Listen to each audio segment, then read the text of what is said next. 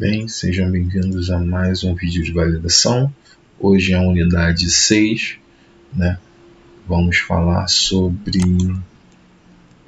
a unidade 6, né, do nosso aluno Tiago. Hoje é o Tiago que nós vamos estar corrigindo, né?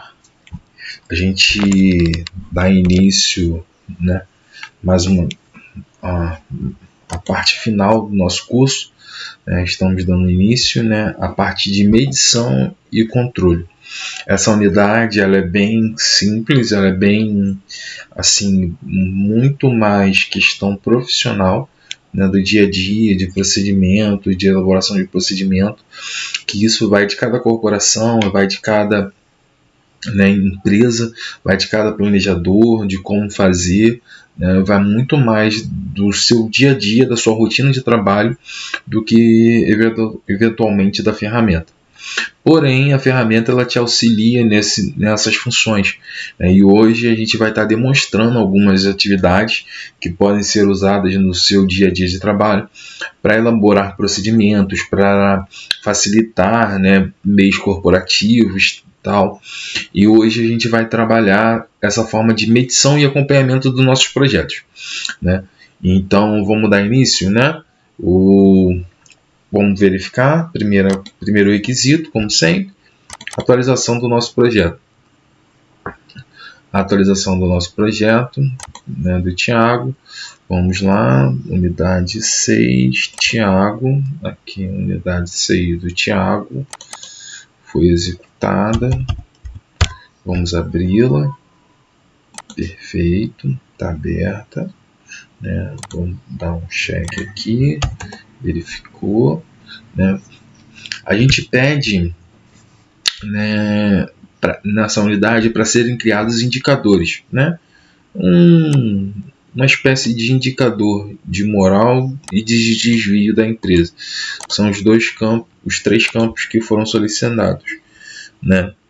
Que é, cadê? Moral da empresa, imagem da empresa. E tá faltando um. Cadê? Moral, imagem, espaço necessário, responsável, risco, senha, metade. Deixa eu só verificar aqui qual que é o outro, que eu esqueci. Responsável pelo desvio. Tá, são esses, né? Aqui a gente não tem preenchimento deles ainda, né? Deixa eu só verificar no filtro. Não tem, a gente não tem preenchimento deles em lugar nenhum, nem atividade nenhuma, né? Então a gente estamos com eles vazios, né? Lembrando que esses campos de indicadores, né, são baseados, né? Por exemplo, o imagem moral, né? Deixa eu só abrir o caderno que eu vou lembrar o arquivo. Estou com ele aberto, fechei. Deixa eu só abrir aqui, que a gente estava conversando sobre isso, né? Os campos ele tem os valores pré-definidos, né, de padronização, né? E essa padronização, lembrando, a gente sempre pode usar o drop list, né? O caderno não fala do que deve ser feito, mas, por exemplo, no responsável pelo desvio, é um número periférico de alta, baixa e média, né? Aqui no campo, né, responsável pelo desvio, né? Deixa eu ver, propriedade, profiles, value, não tem, né? E esse campo ele também pode ser preenchido por fórmula, né? Que é uma das coisas, por exemplo, que eu pessoalmente uso muito, né, para indicadores e para, né, automatização dos meus processos, criar, né, fórmulas dentro do próprio campo para executar essas funções de avaliação de desempenho. Que, por exemplo, o desvio, né? Como que eu vou saber o responsável pelo desvio, se é um desvio alto, baixo, né? Ou se vai, por exemplo, se é um recurso ou alguma atividade. Se fosse, por exemplo, se a gente estivesse avaliando aqui nesse sentido, avaliando o desvio do recurso, né? Da produtividade do recurso, né? Eu poderia vir aqui, criar a fórmula e atribuir ela apenas aos recursos, né? Aos resources. Isso. E acrescentar elas apenas aos resources. E assim ela vai fazer o cálculo, né? Eu vou simular aqui, por exemplo, vamos botar, vou usar os dois campos que estão ali, né? Que é os que estão na tela, mas supondo, né? Lembrando aqui, imagem da empresa, ok, né? Ele vai fazer apenas a somatória, vou botar aqui um exemplo, 2, né? Aqui embaixo 5, aqui tá com, tá, ele botou aqui, tá, vou liberar só para eu poder fazer uma simulação, né? E mesma coisa no recurso, né? E vocês percebam que agora ele vai executar a fórmula só dentro do recurso, né? E não nas atividades ou na fase, né? E isso permite a gente avaliar certos indicadores ou criar certos campos, né, de responsável aqui, né, condicional, né, utilizando as fórmulas do campo, né, assim, praticar bastante as fórmulas que otimizam o nosso trabalho, né. Você pode vir aqui nas fórmulas também em gancho de atividade e ver as funções, né, a função si, contagem de linhas, né, essas funções auxiliam muito o nosso dia a dia de trabalho. Então, sempre bom dar uma olhadinha, sempre bom dar uma verificada nessas questões, tá bom?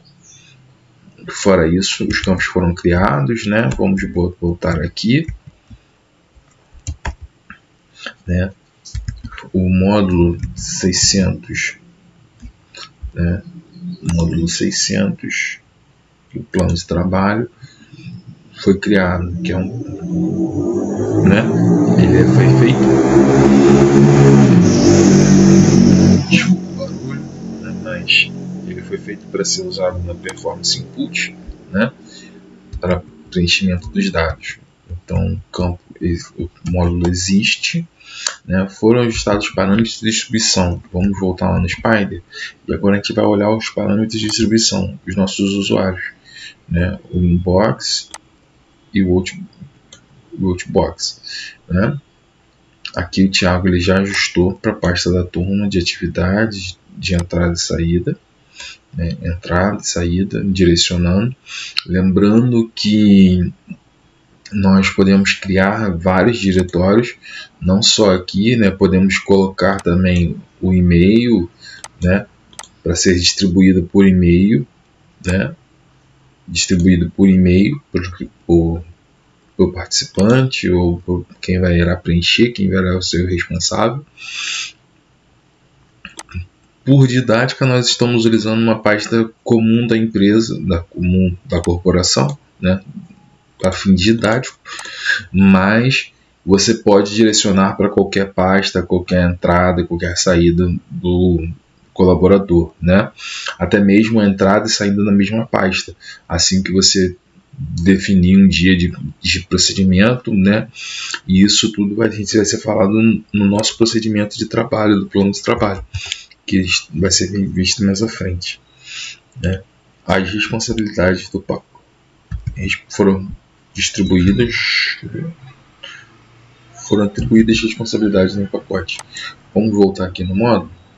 A gente já percebe que aqui nos pacotes principais já foram distribuídas, né? Lembrando que a gente também pode inserir, né, responsáveis nas fases inferiores, né, de acordo com o que a gente precisar, que também será distribuído apenas aqueles pacotes, ou até mesmo dentro das fases anteriores, né? E isso permite a gente distribuir pedaços pequenos, né, do nosso projeto, né, de acordo com o que a gente precisa, né, e enviar para aqueles responsáveis pelaquela área, né, para distribuição e para o preenchimento do nosso plano de trabalho, da execução do nosso plano de trabalho, né. Foram realizadas distribuições do plano. Agora vamos verificar as distribuições, né? O Marcos ele pede para que a gente crie, né, um diretório novo, né? Eu vou criar aqui agora, né? Diretório distribuição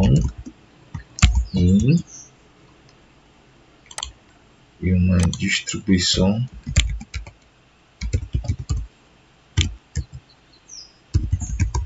out. Vamos verificar. Eu vou direcionar para a pasta correspondente, né? Vocês também têm que fazer isso, né? E enviar a comprovação que foi feito e tal, né? Para a gente saber se vocês estão conseguindo fazer toda a atividade, né? Eu direcionei para mim e agora eu vou direcionar para out. Lembrando que não é necessário você fazer isso, né?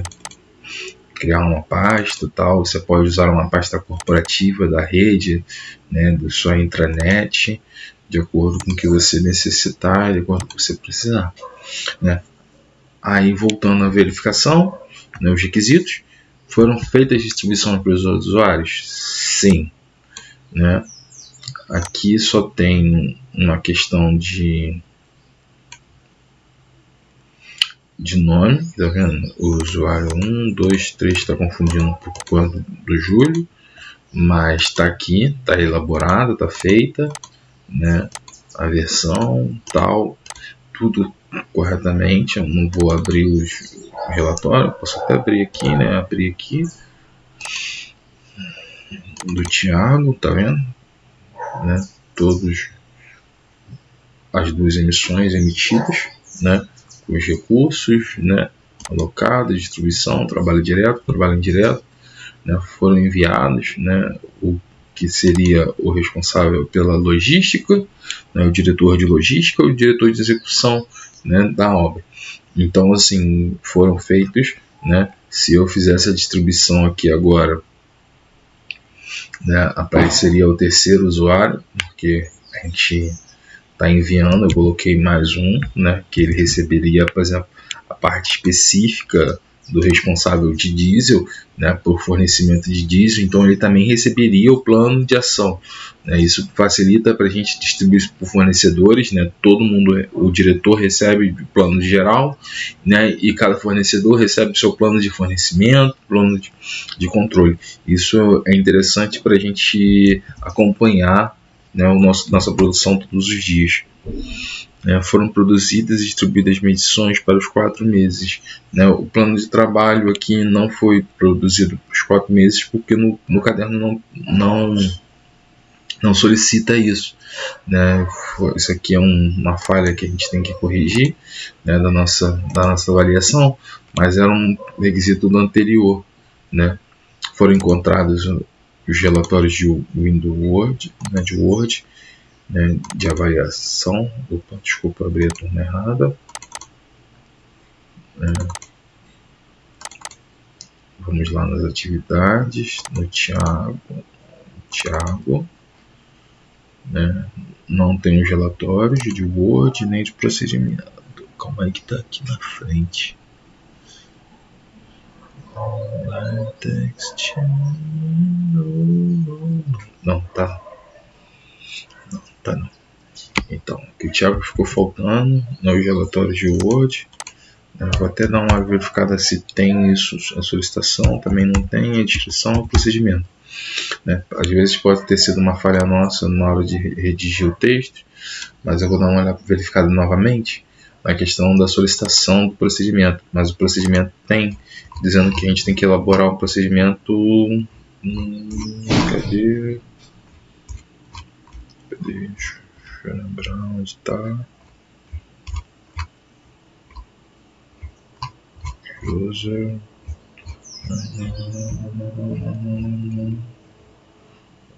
Aqui, ó.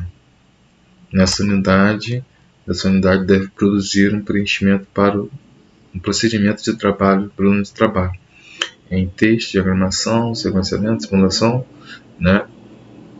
Assim, a gente precisa elaborar um procedimento para dizer como que as partes vão funcionar, né? Já que a gente está atuando como planejador principal, a gente precisa indicar aos nossos colaboradores como será feita a medição, né? Eles por preencher, eles vão preencher, né? Mas eles precisam entender como será feito, né?